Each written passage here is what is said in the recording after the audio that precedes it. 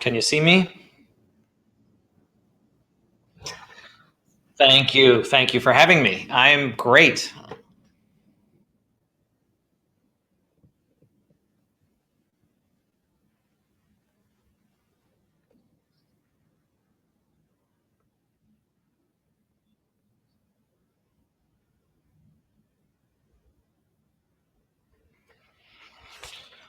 Sure. I'm Michael Hoffman, and I'm the founder and CEO of C3 Communications. We're a digital marketing agency for nonprofits, social causes, politics, issue work, based in Chicago. We have an office in DC. And I've been doing this work for about 15 years, helping organizations use technology effectively to succeed. To influence, to raise money, to do the things that all organizations and campaigns need to do. And I came to that work after a stint in the startup world. So I spent some of the early internet years doing startups, and felt like, wow, things are changing, but we need to change around the causes and the things that I care about. And that's how C3 came about. Oops, I just lost your audio, Alan. I don't know if that's me.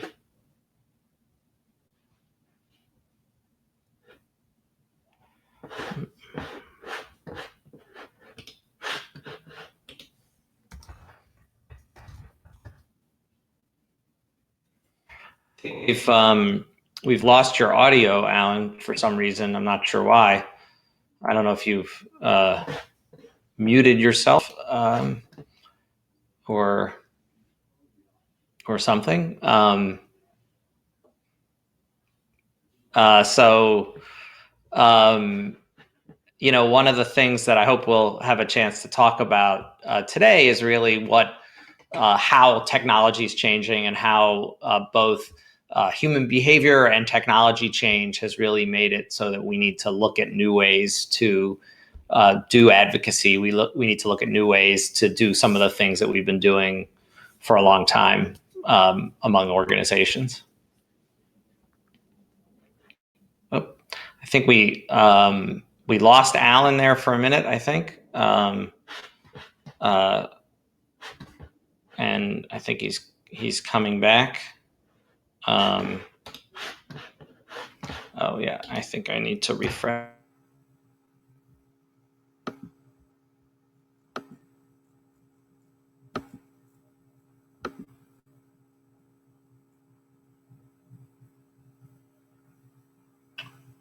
Well, we seem to be having some difficulties here. Let's see if Michael comes back up now. Michael, can you hear me now? I can hear you great.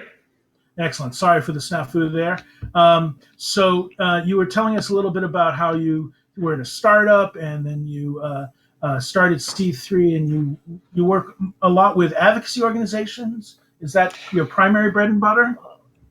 We work both with advocacy groups as well as traditional charities. So we work with organizations like Make-A-Wish and the Alzheimer's Association and groups like that. And we know, for example, with healthcare, a lot of those groups are doing both things, right? They're raising money on the one side, and on the other side, they're saying this health plan is a total disaster and it's going to hurt our population and our patients. So we work in that whole intersection there, but just with organizations that are doing good work. Got it. So I know that we've talked off and on over the years about the whole notion of video as being sort of a killer app, but somehow not just the technology, the tools just weren't configured right. And I think we started the conversation with just the orientation of the phone camera itself. Can you care to elaborate on that? Sure. I mean, I think, we've seen these evolutions in technology over the last 15 years or so, right? And it's hard to even believe that the iPhone is only 10 years old, that YouTube's only 11 years old, and that, broadband access, in terms of having everybody having broadband, is 10 years old as well, less than 10 years old. So what really changed when we had more bandwidth was video, and that the internet became the biggest distribution platform for video in the history of the world. And that's what we see today, right? Is that video is everywhere, that there's a lot more uses of video. And that's really required a paradigm shift for our campaigns and organizations, because before that, there was really no outlet for video. So nobody actually did video. Nobody created video unless you were doing, DRTV or some things like that, or running, television and campaigns, a very narrow, thin layer, right, of doing that. But the internet's essentially made that accessible to everyone. And in the last few years, we've seen, Facebook, for example, completely dominated by video. We see video as the sharing thing, the only thing that's really getting increases in shares. I mean, your show is a great example of that, right? Just impossible to do a while ago. And not only impossible to do, but just nobody would watch it. And now it's so easy to watch it, and it's mobile friendly, and it's built for that. So we have all of a sudden live and on demand. Yeah, exactly. And so all of a sudden we have more video available. But again, if you go back into our campaigns and organizations, they don't necessarily have more capacity to create video content. So that's where there's been this real gap. And we've gotten calls here at C3 for a decade of how do we get more video, because that agency model of production, which we do here, which is the $20,000, video production, you just can't scale that. It just doesn't make any sense. And so, Right. On the high end, we see investments in video teams and things like that. But again, there's a lot of folks that are just stuck. And this is corresponding to a moment when the phones have just gotten incredibly powerful. And for us, I think the real tipping point was 2 years ago when there was a film at the Sundance Film Festival that was shot on an iPhone, right? Like, that's crazy.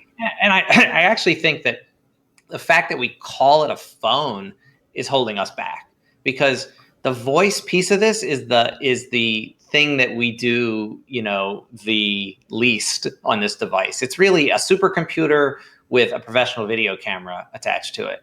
And because we call it a phone, I think we just don't appreciate what it could really do for us. And so when we start to think of it differently, then it starts to open up new possibilities.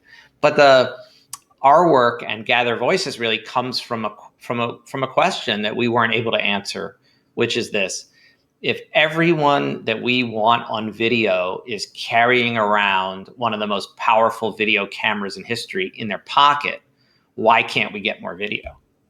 And that's a long time problem that advocacy organizations for many years, whenever they would try to solicit videos from the audience, they were lucky to get 5, 6, no matter how big the audience was. It was really like pulling teeth.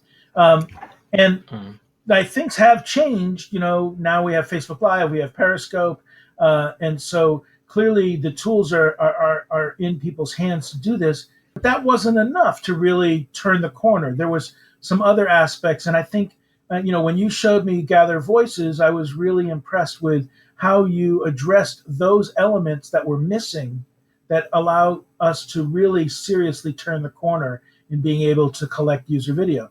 So I know offhand, one of the things was the way you get people to turn the camera from vertical to horizontal, but just the whole walkthrough process. Sure. Should we put up your slideshow to show people? Sure, we can do that. And just to give some background, we really asked that question. Well, what would it take to get people to be able to easily create a video on their phone, and not just a video for themselves, and not just a video for their Facebook, and not just a video for their hashtag or their Twitter account, but a video for us, for our campaign, for our organization, for our work, a video that we own, that we can publish, that we can reuse and repurpose and mix and match. And essentially what we've done is with permission, we take over somebody's phone and we walk them through making the video that we want from them. And by doing that, then we control how that turns out, and then we own it because the rights are all managed there. We, meaning the organization or the campaign that's running it. And I'll show you I can show you what that looks like. If we get a chance, Alan, I do want to talk about the other thing that's driving this, which is a couple other things. One is a kind of staleness of our advocacy tools, the petition in particular, Right. and just, how effective is that anymore? And is there some sort of, what are we seeing in the world of these tools that are more mature? And then this idea of the decline of authority, the idea that a compelling individual is as powerful as an editorial board or a media company or a celebrity, or, and we're in a world where individual voices really have power in a way they didn't have before. Well, let's stick with these two themes before we get into the slides, because Sure. Slides we can always get to, and they're nice placeholders for things we want to say. But these are two really interesting things. So the staleness of advocacy tools. Tell me more about that. Well, I'm a recipient of and have been a sender of a million emails saying sign this petition. Every day I get from I could name a dozen organizations that send me 3 times a week. I'm getting something saying sign this petition, take this action. And what does take this action means? It means put your name on this thing. And in some cases it's just a cynical collection of names, right? It's an acquisition tool more than it is an advocacy tool, and that's fine. But it's not really an advocacy tool. So it sort of pretends to be an advocacy tool, but it's really an acquisition tool. I just really pay any attention to this. Does anybody care? And I would love to hear your perspective on that. How many e-petition signatures do you need to have an impact on something? And I think what we've seen with change.org, for example, or Care2, is if the target is small, those can still have an impact, right? Like if a school board member who was never the target of anything starts to get hundreds or thousands of emails, they're going to sit up and pay attention. But in the world of congressional campaigns and other things, it just seems like, it's like the wind. It's interesting. There was this comment I heard many years ago that, once Move On generated 1 million emails to Congress, that nobody else could ever compete with that, and it was now somehow, you had to be in that league in order to make an impact. And it's entirely possible that when it comes to sending emails to Congress or signatures on petitions, that we really have pushed that envelope so high that on the one hand you need an awful lot of signatures or emails to make a dent, but on the other hand, you also have this issue of fatigue that you described, where the people who are being asked to sign it are getting inundated.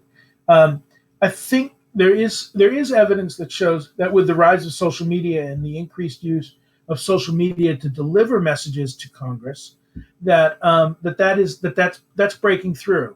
Congressional Management Foundation came out with a study in the fall of 2015 that said it only took 10 to 30 social media messages directed at a member of Congress within 24 to 48 hours after they posted something about an issue for it to get their issue on the agenda. So in a way, sort of resetting the clock, starting that novelty thing all over again. And then it doesn't take very much, but eventually we may find those numbers increasing. Interestingly, in that pattern, though, there was a time when people sent a lot of faxes to Congress, and then it got to the point where faxes were basically draining paper out of the machine in a member's office, and it would be more of an anger trigger than an action trigger. And so people sort of started to back off of petitions. And then Congress went to, as did the rest of the world, to electronic receipt of faxes, so it no longer cost any paper, but it went into the separate bucket. And then I started hearing rumblings a few years back that because nobody was using faxes anymore and everybody was using email, that faxes were now a way to break through the noise. Because if you ran a fax campaign because nobody was doing it anymore, then you were getting noticed again.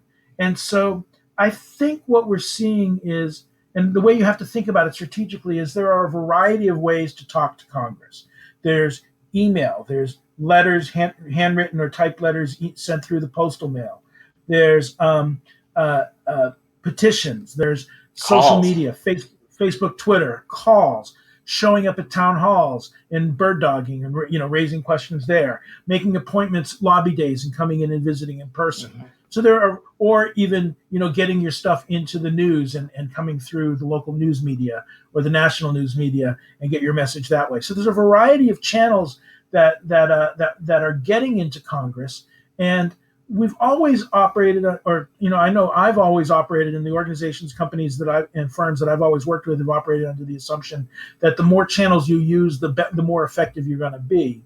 But right. I think it's really important to sort of pay attention to where they're being swamped and what channels are available that you can use to get around that and to sort of break through the noise. Yeah, and that's what I think video's doing in your model. Is it's a new way to deliver a message that breaks through the noise because it's unique, it's new. Yeah, I think that's right, but I also think there's another layer to what you described, which is the difference between formula and authenticity, right? Yes. So the click email that then creates something that's very formulaic and could have a zillion names on it, but it's the same letter, it's the same thing, versus that social media post where somebody wrote their own story. Those are really different things, and so those things that keep the authenticity of the individual seem much more powerful than the things that feel manufactured. Well, I think that the manufactured message serves a purpose in terms of sort of tallying the number of people that believe this. Yeah. And that's useful for members. But one of the advantages of the personal story is that it gives members of Congress something they can read on the floor. They use it to dramatic effect. So there's an element of that involved. Mm. But it's interesting. I remember, I think it was Eric Jones, who was working in Tom Harkin's office, stood up at a conference many years ago that I was speaking at.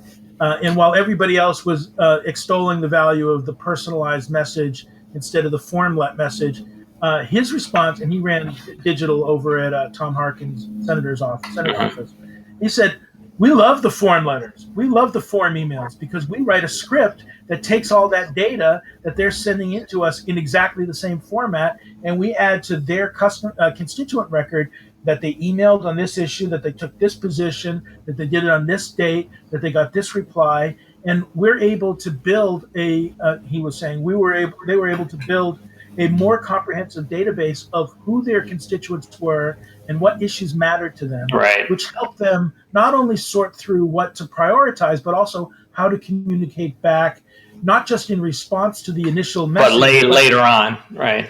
Right, newsletter, customization, right, all that kind of stuff. So I don't think there's an easy answer here. I don't think it's like it is or it isn't, it's good or it's bad, it's alive or it's dead.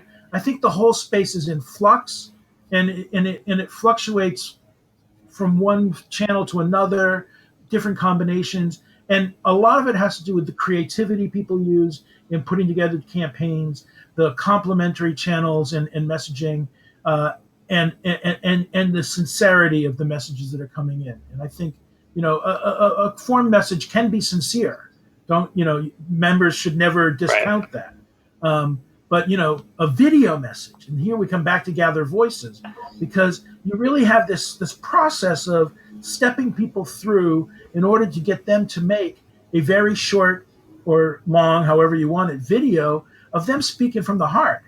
Right. And then boom, it's delivered to the advocacy organization, who is then able to deliver that to the lawmakers or the decision makers on the other side.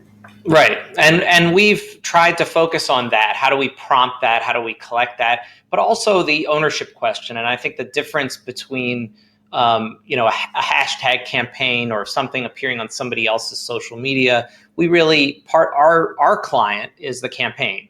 Our client is the nonprofit. Our client is the, advocacy structure. And it's very different when those messages appear on their Facebook page, on their Twitter account, when they can mix and match those original video content and do things with it. And so we really focus on the needs of the advocacy professional, the comms professional. We built this in service to the organization as much as we have in service to the issues.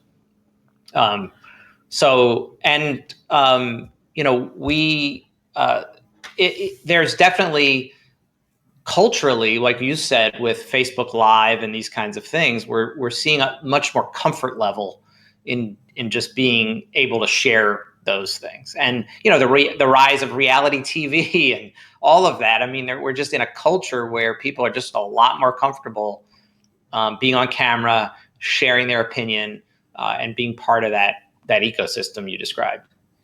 Yeah, it's interesting. A lot of people attribute the rise of reality TV to the first writer's strike. They couldn't write. There were no writers to do Right. It's a lot cheaper. shows, so they did reality TV, which didn't have writers. Right. But at the same time, as I remember back in, when real media first came out, which was, late 90s, the excitement over the little 2-inch video window, low resolution, stole the show at the National Broadcasters Association meeting, even though across the aisle from it was the high definition TV release. And people were less interested in high definition TV and much, much more interested in this little 2-inch screen that you are looking at right now, which was originally, pioneered by Real Media. Yeah. And brought to you. And it's just, it's amazing. People, and I always talk to clients about this, it's less important to worry about high production quality. You say you do the $20,000 videos, and sometimes there's a place for that, but that's not always necessary. Sometimes just getting somebody to take out their phone and look into it and speak from the heart and then hit send. Yeah, I think particularly in advocacy. I mean, you and I were talking about healthcare, and you said, if somebody was sitting in their dialysis room Yes. and says, here's why I need my health insurance, or somebody's getting chemotherapy and they're doing it. So there's a context piece that video can provide that's so much more powerful than the high production value. And I think that's really part of this authenticity question. It's like the real thing beats the marketing thing all day long, when we talk about advocacy. So clearly we need the American Diabetes Association to start putting this, or even better, the Juvenile Diabetes Research Foundation. Get little kids in dialysis, or little kids pressing the button on their on their pump on the side of their body while they're doing their little video. Yeah, or even I was talking to one of our clients at the Alzheimer's Association, talking about the impact that Alzheimer's is having on healthcare and the healthcare market and healthcare costs, and imagining a caregiver in a room in a facility talking about what it means to them to be able to have that support. I mean, I think there's so many circumstances where those you just can't write something for those people, right? It's that moment that's so personal and so real and so raw. And how do we get more of that? And how do organizations get more of that? Yeah, I can't help think about the comments coming from Director Mulvaney, the budget director at the White House, and other people on the Trump team, talking about all the cuts to the budget and how it's compassion for the taxpayer as opposed to compassion for the people who I don't think they even believe what they say. I mean, really, come on. I know, but this is a perfect opportunity to get, the person with Social Security disability to get on the camera and show their life and why this is so important. Yeah, absolutely. And that's why we've built Gather Voices. Absolutely, for that reason. So you want to take us, show us a little bit about how that's the great. process So works? if we go to the first slide there, I'll. All right, I'm gonna maximize the slides so people won't see us; they'll hear you, and that way the slide's nice and big. Okay. This works. Great. All right, so it's a little about C3. We can go to the next thing. Yeah. So this is just an important point that our system, Gather Voices, is white label, which means it carries the brand of the organization or the campaign. So in the App Store today, there's the Make-A-Wish Voices app. I see it looks like the resolution on my screen's not great here, but and these are some of all Gather Voices apps that you can see for N10 and Make-A-Wish and Boys and Girls Clubs, and we have there's a bunch more. But the idea is that the relationship is with the constituent of the organization, not with us. So we're not building a consumer brand. We're not interested in that. We're really interested in how do we power that relationship. And we think of it as, you have CRM tools, which is the way that you connect mostly with email and your constituents. And we really think of this as a VRM tool, the video relationship management. It's the way that you connect with your constituents with video. So if you go to the next slide, you'll see that it starts with, this is the Gather Voices, just a test app here. But there's a question in here. How could you use user-generated video for business success, right? So it starts with a prompt. So there's a question. It might be, why is your health insurance really important to you? Whatever the question is, it starts with a question. And this question is written by and pushed out by the organization to the devices of the constituents. And what I'll show you later also is that all of this works browser-based as well. So there's a good reason to do apps, because if you can get your constituents with your app, they'll keep your app, and you can then push the next question to them. You can have that ongoing conversation in a much easier way. But we know not everybody will use apps. And so all the functionality here is also browser-based. So if you go to the next slide, you'll see talking points. So for example, I might need you to say your name and who your congressman is, for example, or something related to whatever the issue is or whatever the campaign is we're doing. And so there's a set of talking points, and we want the user, the person who's creating the video, to really know that, okay, there's a couple essential things we need from you, or this video is not going to be useful to us. You might tell a great story, but if you don't say you're in Montana, it's not going to be good for us. Or if you don't say which disease you have, or you don't mention House Bill 111 or whatever it is that we need in the campaign. So the idea behind the talking points, and the organization writes those talking points from the content management screen, can put 1 or 4 or 10, however many you want. And then once the user scrolls through the talking points, this is where I think it gets kind of interesting. So this is a screenshot from my phone. You can see my face in there. And what we do is we first make you turn your phone horizontally. And that is something that I think we're going to see change there. I mean, already things like Snapchat, right? It's all vertical all the time. But right now, if I'm an organization and I'm collecting raw video content that I want to use in multiple places, I really need it done in the right aspect ratio, which is still horizontal. I can then publish that everywhere, but I can also use it for my gala and use it for whatever I want to use it for as a raw video file.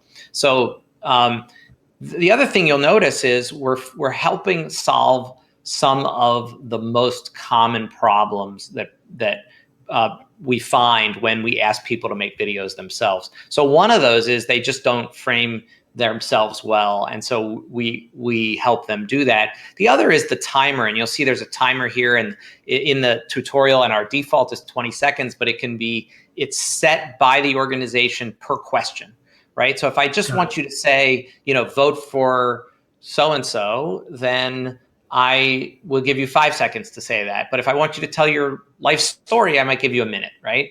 And so for each thing, and one of the things we've noticed is give people a time limit and it focuses the mind. They don't and ah, and they really get focused with it. So if you go to the next slide, you'll see through this tutorial, we walk through a couple things. We remind them about sound. Sound is really key to quality video. And we want to make sure that they know that if it's too loud, it's not going to be good. If you go to the next slide, you'll see we point out that they're going to have a certain amount of time. They're going to see the timer. The timer's going to tick down, and they can follow that along. And backlighting is a big issue. So if people are too backlit, and there's certain things we can control for. And I think you mentioned it, Alan. I don't remember what words you used, but in terms of using technique and not technology, just convincing people to behave the right way. And it's not necessarily a technology fix. It's often just using the right language, behavioral fix. Exactly. Yeah. Right. I think So we were talking about some of the functionality of the of your app, and rather than solve the problems that I was pointing out by coding, you could just put a line of text to guide people's behavior to fix it. yeah, exactly. Yeah. Much cheaper. Yes, yes, definitely.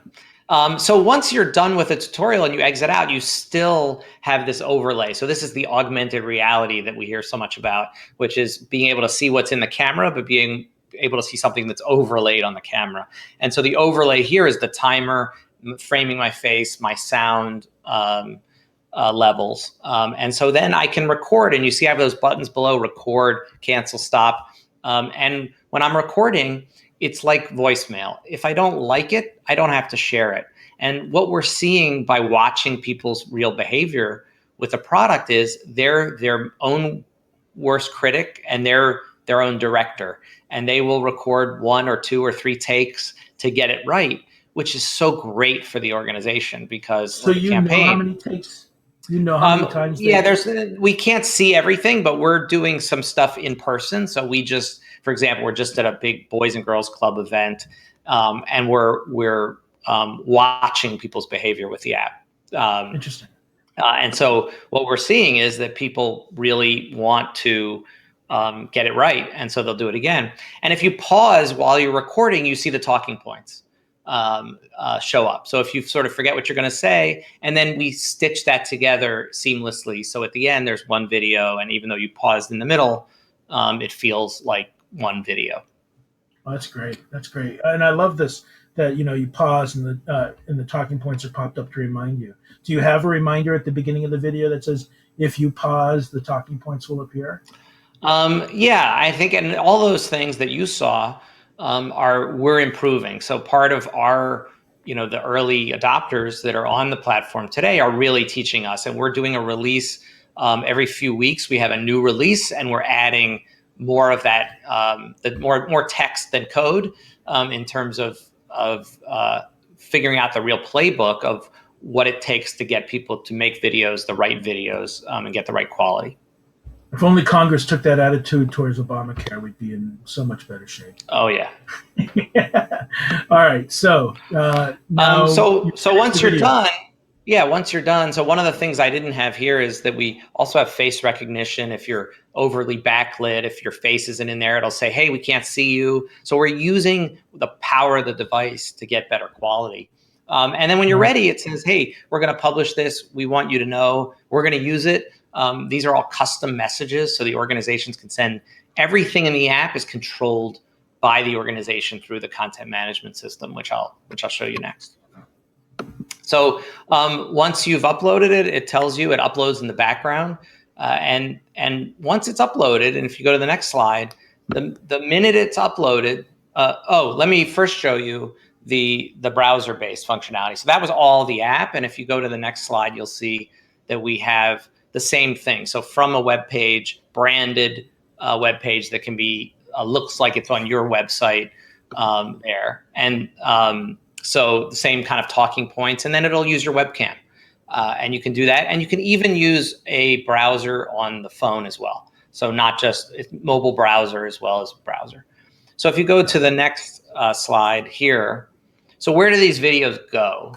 And this is the part that's, I think, exciting for a lot of people who sit in the comm seats. So if you go to the next slide, the videos, as soon as they're shot, as soon as they upload, they pop on your admin screen like this. And you can do a few things with them. So one is you can download the original MP4 file, the HD file. So whatever was shot, whatever original quality was shot on the phone, you can have on your desktop in seconds. And that means that you can use field staff to shoot videos with our app and then have it all centrally controlled and centrally managed. And if you have constituents all over who are making videos, you have them, you control them, you own the rights to those videos. So everybody who's using the app or using the web page has granted you a license to those videos, and you can do whatever you want with it.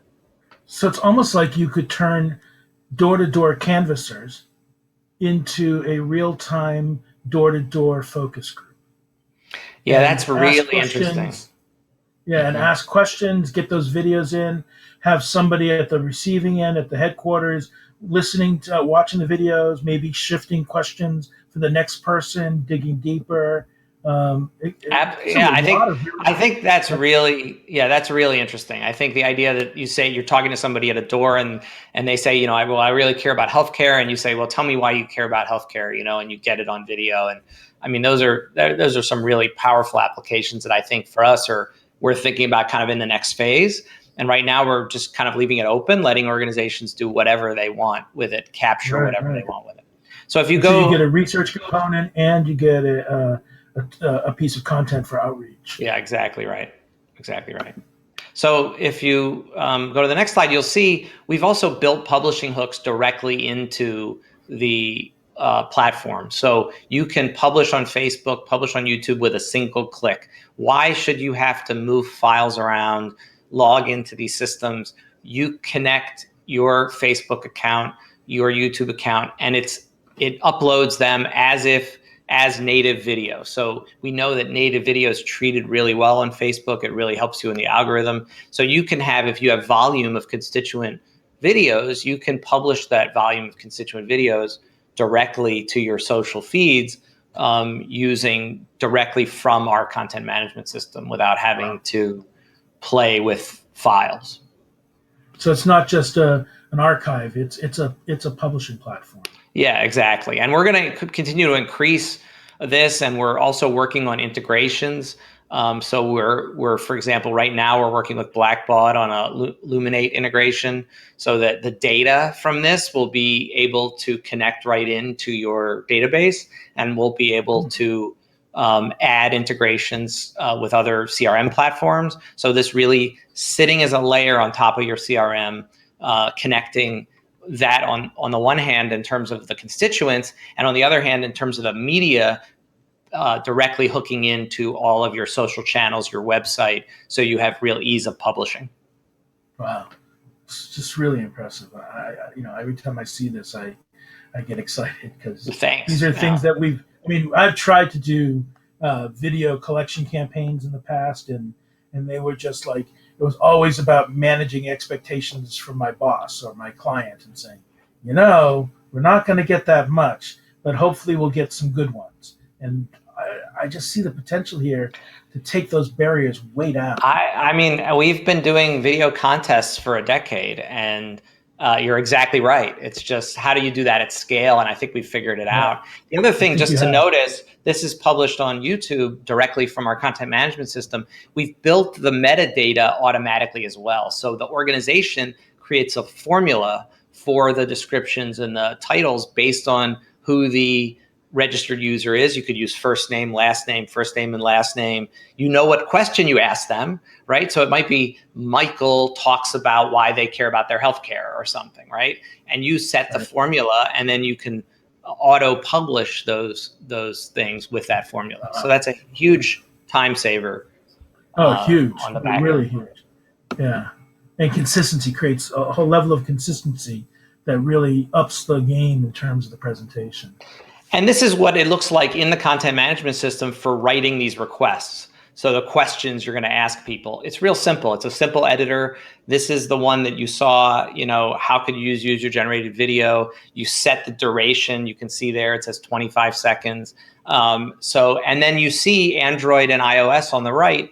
It's showing you what it's going to look like on the phones as when you publish. So as you type, it changes what's on there, and you can see what it's going to look like.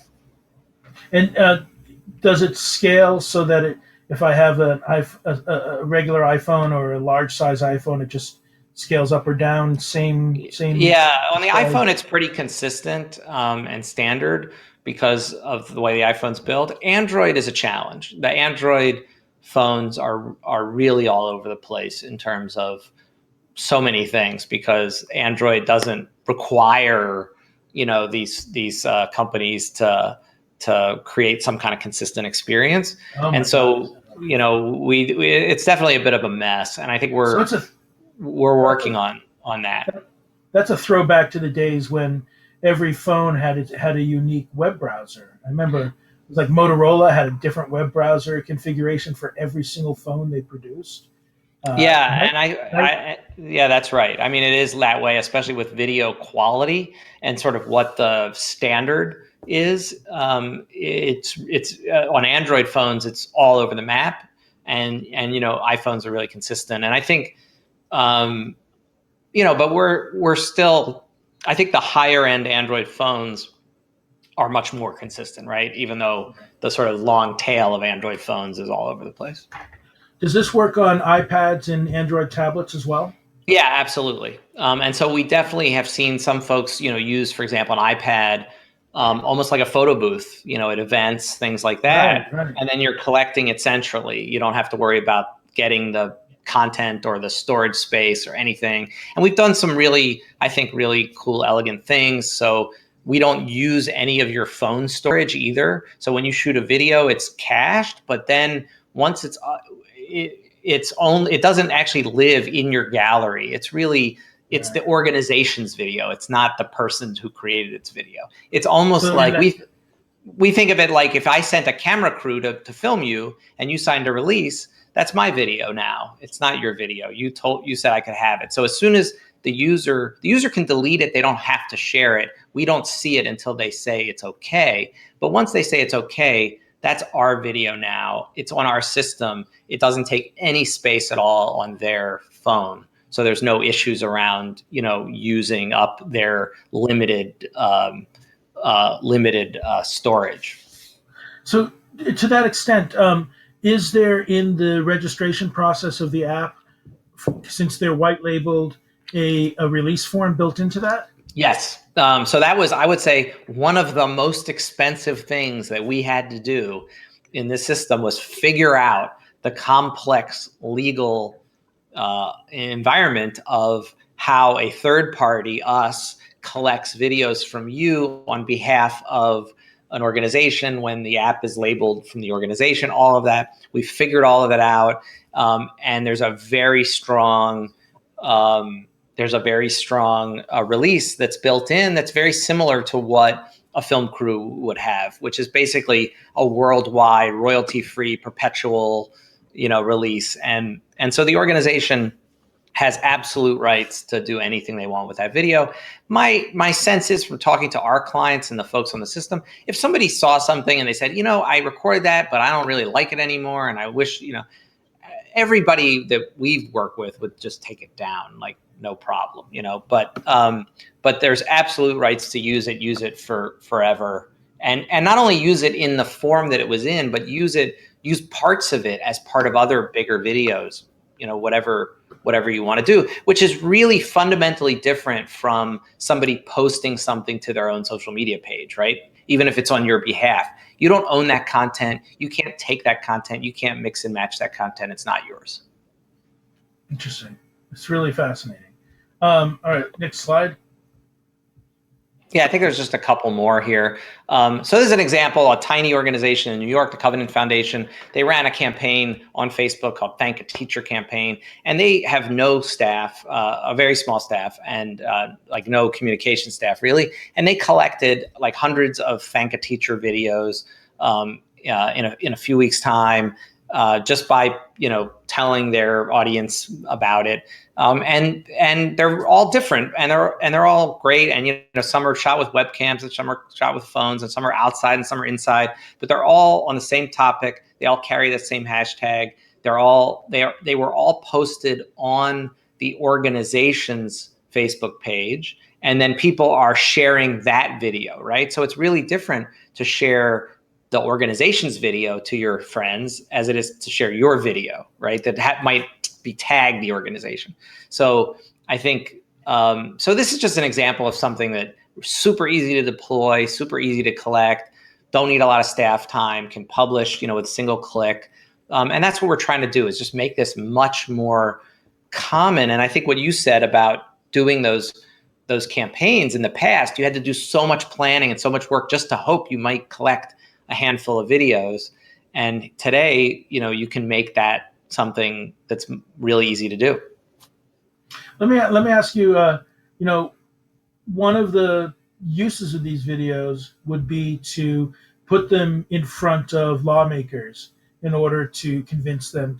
What's the process, or what have you done with regard to delivering or making it easy to deliver these videos once you've collected them to the appropriate lawmakers?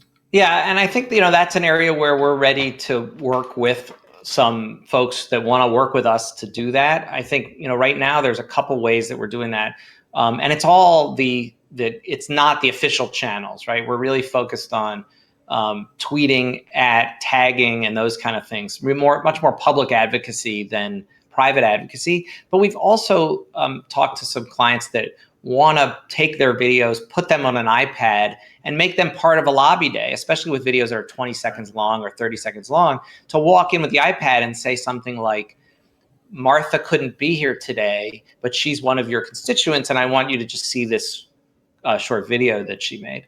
So being able to have those multiple channels. But I think, we really want to work with some organizations that want to be on the leading edge of that question of delivery and build the new publishing tools, the different hooks, and the things that would make that possible.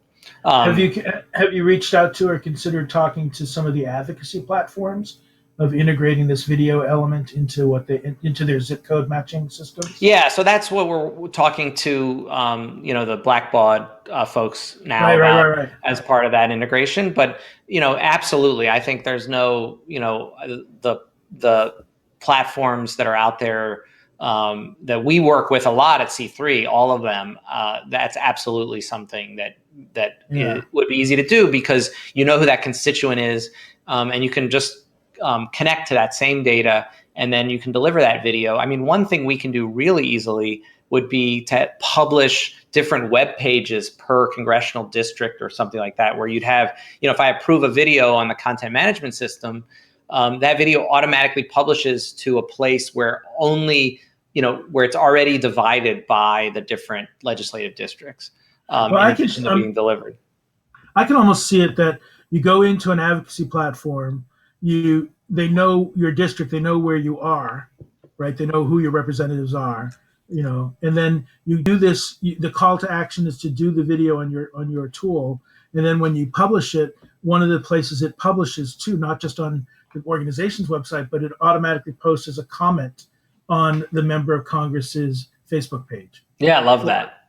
Tweet at that member of Congress with their handle and the video attached to a tweet. I think the potential there is truly, or embedded into an email that goes to the member of Congress. I mean, that's exactly right. And I think it's all the technologies there to do it. And our focus has been on basic publishing and really honing that front end use, which is collecting the best video. But we're ready to work with organizations to go to that level that you're talking about. I think the potential is fantastic, and you've solved the problems that needed to be solved in order to even make those opportunities possible. Yeah, it's really exciting. When I started it, I don't know if there's any more slides, or we can exit the slideshow altogether. So I think we're good. Here we are. I mean, I'm excited. When we started developing it, the first thing I did was go around to folks in the know saying, who's doing this already? Where is this tool? Where are the things? Because everybody has the phones. We need the content. Who's built that kind of middleware that's making this possible? And, as we started to build, the answer was, you need to do it. And this has been what C3 has been all about. And we're excited to spin this out as its own company, Gather Voices, and are just also excited and grateful for the folks, the Boys and Girls Club, Make-A-Wish, and others, University of Chicago, and others that are working with us today, and just super excited about it. Great. And so at this point, how many organizations are starting to use this? We have about a dozen on the platform today, and maybe another dozen that are in the pipeline in terms of, one stage of the process or another. Right. And it's exciting. I mean, I don't, unlike, consulting and other stuff that we do at C3 where there's a lot of conversation, I show this to people and they get it right away. I mean, it is the easiest thing to talk about because, I don't have to convince anybody that they need video, that the authentic voices of their constituents are powerful. None of the base of what we're doing has to be convincing to anybody. And have you reached out to political campaigns yet, or do you plan to? We haven't. I mean, I think that's where I started my career. So I worked in